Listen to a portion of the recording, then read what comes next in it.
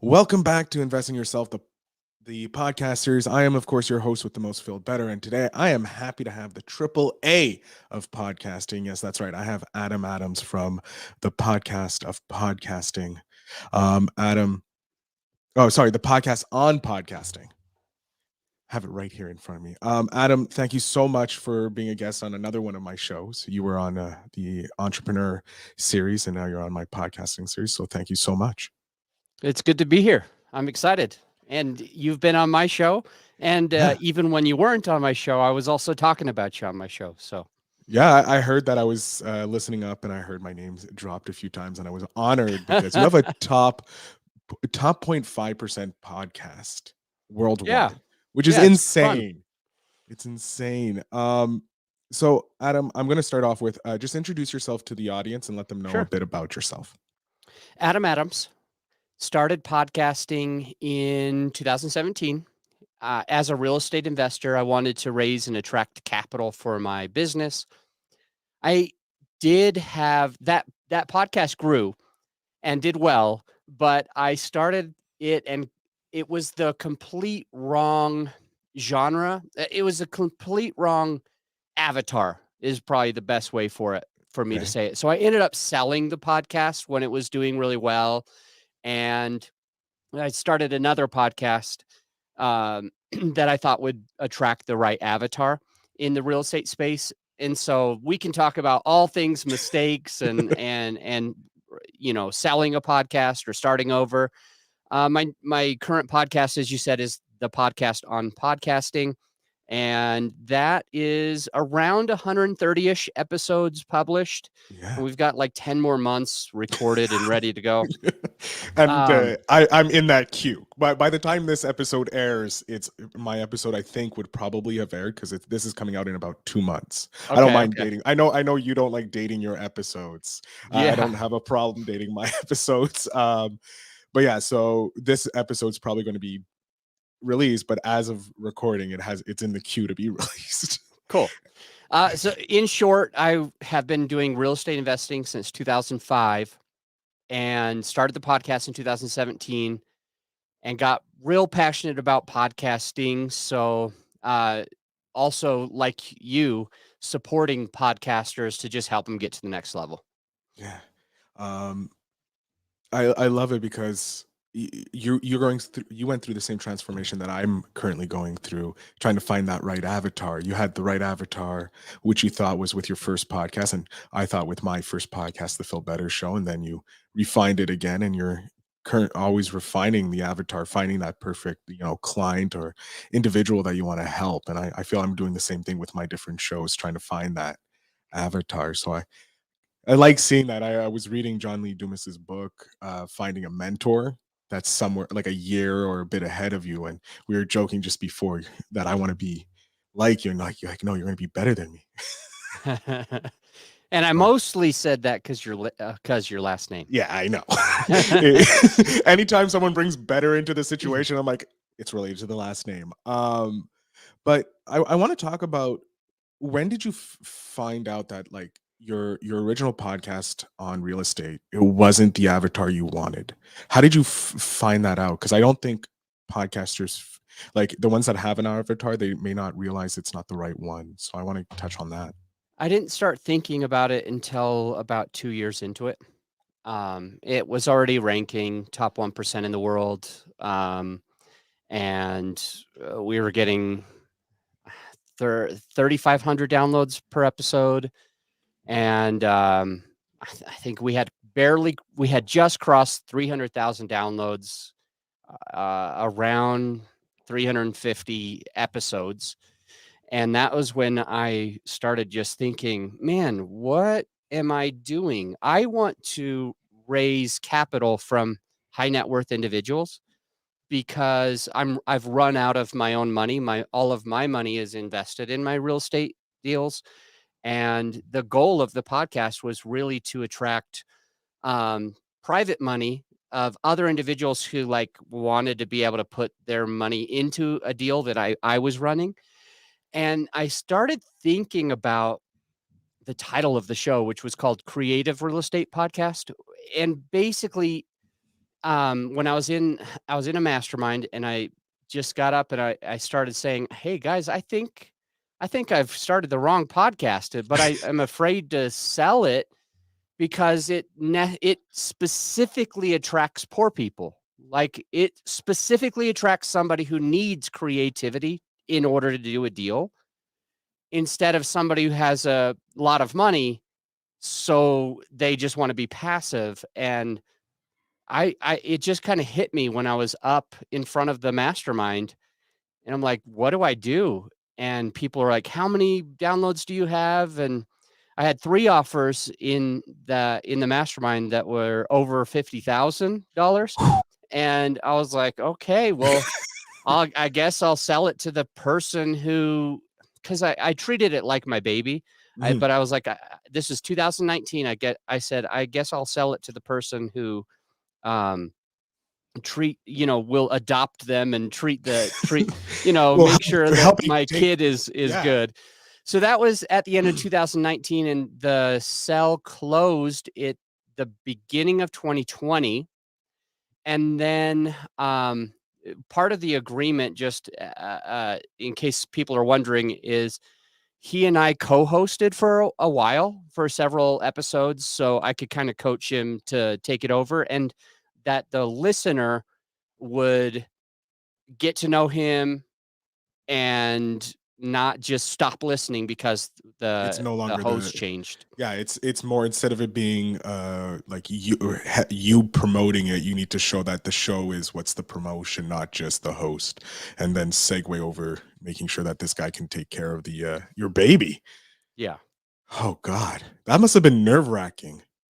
It was different. It was different, and I think I cared more about him getting a good product than a lot of the other things. I really was like, if he just jumps into it and I quit cold turkey, the listener is just going to leave. Mhm. And it was a good podcast. It is a good podcast now that he's like 600 episodes in. Um, and I feel like it adds a lot of value to the listener. It just didn't attract the type of listener that I really wanted. And I think a lot of people miss that. I think, like, for example, me, I was thinking to myself, I want to be famous. I want recognition. I want to do more business.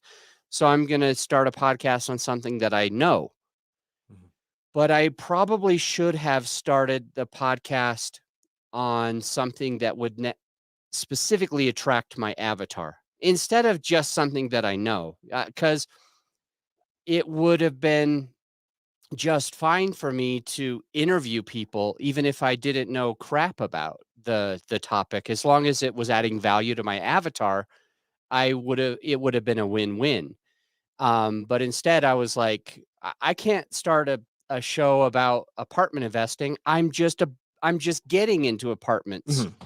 Mhm. And so I was like, but I know a lot about creativity.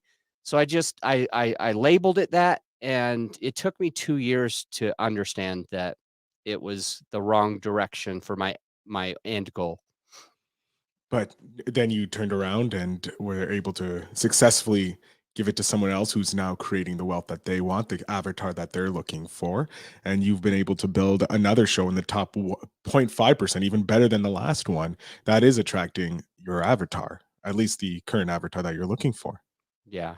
Yeah, 100%. It's been a fun journey for sure. Yeah, and I find the same way. Like, this is my third podcast that I launched. I have a fourth and a fifth one as well. But each one is I learn a bit more of how to properly launch and automate as much as possible, being a solo entrepreneur. Yeah. Oh, Are you still there? yeah, I'm still there. Are you? Yeah. All right, good. I just wanted to make I sure. made a quick note of what we were talking about is all. Oh, okay. Um, your new show, podcast on podcasting. Why did you launch it? What was the reason behind it? Well, there was a few things happening at the time. I started serving podcasters in 2019 as a side gig. I was still doing real estate investing and coaching for real estate and raising money. I had raised several $1 million for our deals, and I had gotten pretty good at it. So I was doing all of that. And in 2019, I was just helping some friends, like mostly people that I had met in our mastermind groups and things like that. People like the coach of the mastermind, like the leader would say, you need to talk to Adam. He knows what he's doing. Um, and so that was building and growing a little bit in 2019. But the truth is, in 2020, so I was partnered in $100 million of real estate investments. And these apartments, it's only 7 buildings, right? It's just 7 apartments, but But it's some of them ins are like 20 million or 30 million. Anyway, we stopped doing distributions, which basically means the passive cash flow that I was used to making that was enough for me to be retired stopped cold turkey in 2020 because we needed to be cautious with the money, and so we left all of the cash inside the property. Also, one of the properties wasn't performing very well too, but even the ones that were performing, we just needed to keep that cash there. And so it was in 2020 that that I was thinking to myself, man, I need to make income because I'm no longer a big shot. I'm no longer a big shot. So I was like, I've got to figure out what is it that I could do more of. And I decided I have 30 virtual assistants. So I actually started 2 companies in 2020. Well, I started one company about virtual assistants in 2020. And I decided to grow the podcasting company. The podcasting company back then was called like My Podcast. But in 2020, I bought a new URL, growyourshow.com, and worked on these 2 companies. And I found out that sometimes virtual assistants don't work out for people. Mhm. And if I provide a service to somebody that doesn't work out perfectly, it hurts my heart a lot. So we probably placed about 15 or 16 VAs, and 2 or 3, I think 3 of them did not work out. And I was like, I'm not placing any more VAs for people because like it's so stressful to make a mistake. But with the podcasting thing, there was 2 things that I liked about it. Number 1, I never made a mistake. And number 2, it was more of a residual income, kind of like the real estate investing. So for example, like we edit people's podcasts or you do marketing for a podcast and they'll pay, weekly for the edits or something like that. And so I thought it was a solid business model. And that's kind of when I decided to launch the podcast, is because it would help be a part of a funnel, if you will, like the top of the funnel, Mhm. the awareness. People would share our content, people would like our content, people would get to know me every day on the podcast, share it with their friends. And so I thought it would be important to launch a podcast about the podcasting to support the same business. No, and I want to touch on something because you mentioned funnel, and I don't think enough podcasters actually know about what is a sales funnel or what's the how important a funnel is, because they don't work in the world of business, because only recently have, like, in the last, like, I would say 3 years, business people have come into the space of podcasting and bring their knowledge in. So can you explain the full sequence of a funnel, if you will, for the listener, so that they can understand, maybe a pure, just out of Yeah. theoretical. Well, whenever I share a funnel, I usually use like visual aids. Um, a long time ago when I was teaching raising money and attracting capital, we actually we got real funnels, true funnels, Yeah. and 5-gallon buckets of water, and a pint of water, just a bottle of water. And I asked the attendees to pour the water into the 5-gallon bucket and then to pour it back into the water bottle. And everybody spilled and wasted a ton of water. And I said, what would help? And they said a funnel. And so I pulled out the funnels that I had hidden, and they put this little funnel inside the pint. And then they were able to easily get all of the water without spilling anything from the 5-gallon bucket into the pint. Essentially, what we're doing with marketing is getting something that's a wide mouth thing at the top of the funnel, and we're pushing it all down into one place. And that funnel is going to help us not spill a bunch of water. What we'll end up doing is, like, the top of the funnel is really awareness. It's really the people knowing that you even exist.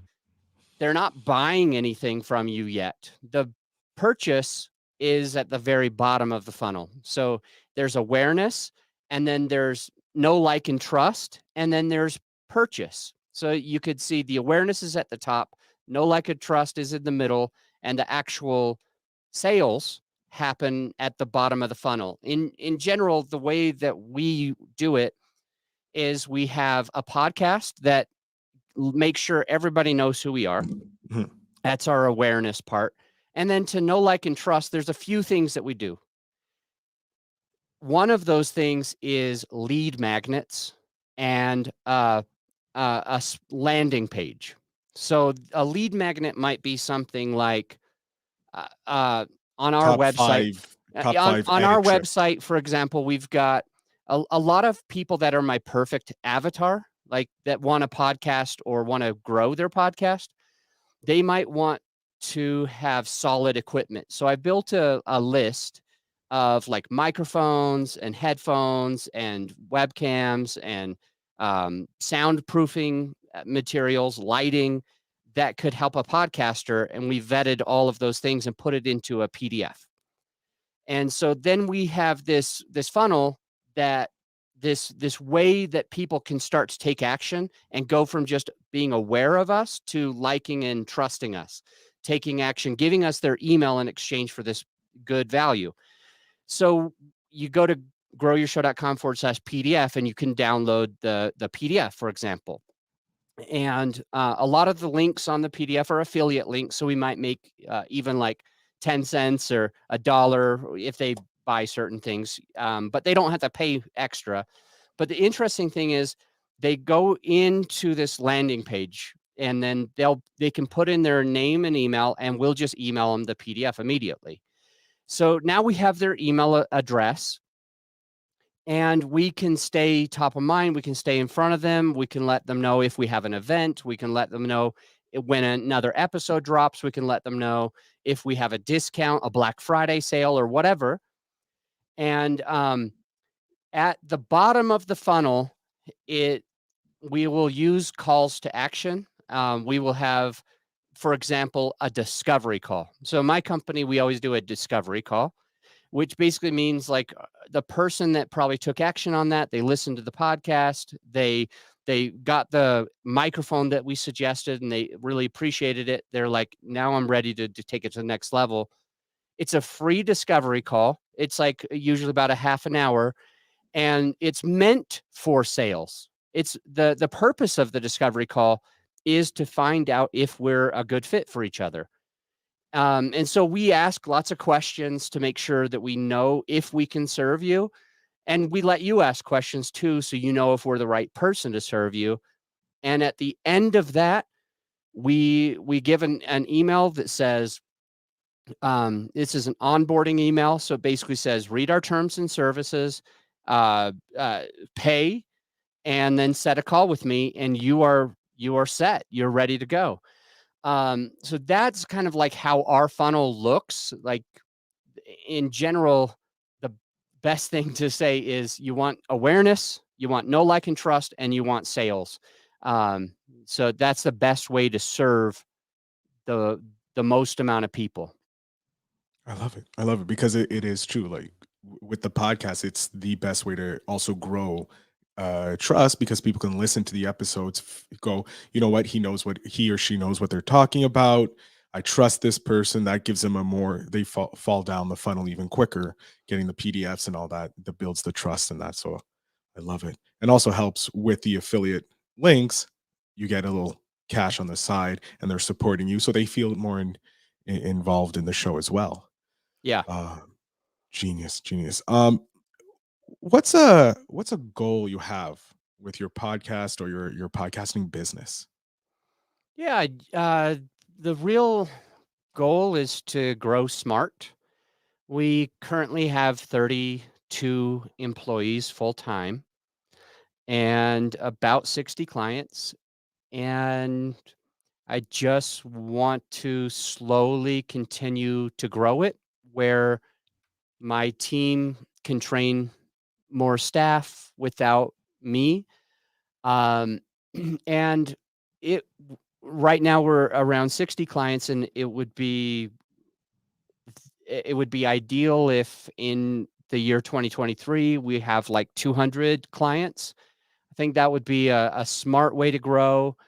Um, and that brings in a decent amount of revenue. So like I'll be in a really good financial place myself, and we will also be able to serve people at a super high level. So the goal ultimately, in short, is just to grow slowly, just to organically grow it over the next couple of years and serve more people at a high level. I love it. I love it. What would I want to get a tip from someone who's had success, multiple success when selling a podcast because I don't think enough people actually think that it's possible to sell their podcast once it starts getting into the top 1.5%. What would you say is a good tip for someone looking possibly to sell their podcast? Well, there's so many nuances of selling a podcast.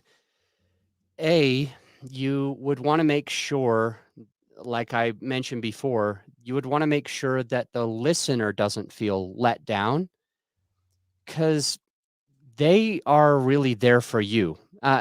You there's Fox News, there's all these other news stations, CBS, NBC, um, and there might be a really good anchor or a really good show. And a lot of the people that watch YouTube channels, a lot of people that listen to podcasts really start to know, like, and trust and appreciate and connect with the host. They're used to how they talk and they don't necessarily want to learn from somebody else. So honestly, the biggest tip that I could share about selling a podcast is to co-host it for the longest period of time that you can. And even now, 2 years later, Jason, who purchased that podcast from me, still has the intro says, "Now here's your hosts, Adam and Jason." And the artwork, the podcast artwork still has Jason Lewis and Adam Adams on the artwork. And every now and again, I will still record an episode. And on that episode, I will say, "Welcome back to the Creative Real Estate Podcast. It's your co-host, Adam A. Adams, filling in for Jason J. Lou Lewis. He can't be here today, but I wanted to share XYZ for you." You know what I mean? Yeah, And so it's like it it it's been a 2-year transition so far, and it's still going slow. So that would probably be the biggest benefit to somebody who's selling a podcast. And another way to do it would be, if you are basically the owner of the podcast, but you're not the only host. If you have, for example, if I wanted to sell the podcast on podcasting, I might get other experts in the podcasting field. I might work with you and a couple other podcasters that know what they're doing, and bring them in as co-hosts, where they host, like you might host a weekly Friday show, and somebody named Amanda might host a weekly Wednesday show, and someone named Sarah might host a weekly Monday show. And we can continue to add value where it's no longer my name associated with the podcast, but it's the value that you get associated with the podcast. And I would probably sell it with Phil and Amanda and Sarah continuing to do their pieces for a while. That would be another really, really, really good way to sell a podcast. When people sell companies, mergers and acquisitions, they often get rid of some of their staff. They're downsizing. They don't need double whatever, but a lot of times the sales team, the CEO will stay the same for a couple of years. Like when they're signing the contract, it says this CEO agrees to step down as owner, but to be paid $400,000 a year for 2 years, or any other amount. It could be 100 or 2 million or 10 million. But CEO agrees to stay in place for the next 2 years, or else I'm not buying it. Yeah. And so it could be that you just bring on a few extra hosts and start to distance yourself. And while it's still proving itself and making money, you can go ahead and sell it. I will say one other thing. It's probably worth more than you think it's worth. Ooh. On the very first day that I just was putting my toe in the water, I had 3 people say 50, 52, and 54 or 56,000. I'm not sure. But 50, I sold it to the lowest person, which is, I don't know why it's the highest one. But actually, I think it was 60,000 was the highest one. But wow. I realized that if somebody was to try to start a podcast and get it into that ranking, top 1% in the world, there is going to be so much swimming upstream to do that you really don't know the value of what you really have. If you have 3,500 is how many I had downloads per episode. If you have 3,500 downloads per episode, there are people out there that host events as part of their funnel, and they might spend around $100,000 to $500,000 for one event, just one event, that a 3-day event, and they might only have 100 to 500 people at the event for 3 days. You're giving away 3,500 people actively listening, downloading, subscribed to every effing episode, not just a 3-day weekend. And so it's like, we don't understand that there are many people out there that know how to convert something, and your audience is extremely lucrative for them. So It's very true. That's why when I'm talking with podcasters about getting sponsors, once you know your numbers, people are going to pay for those numbers. Like if you know that you have 3,500 downloads, that's for someone who knows how to convert, that's millions of dollars right there, just waiting to be converted into real money. Yeah, 100%. So Because like you said, they like, trust, and value your opinion. So when you come on or you say something and you're selling something that you believe in, because just don't take the first offer that comes your way, people will trust you and will go to it and want to learn more about it. So it's amazing, and it's like you said, your podcast is worth more than you think.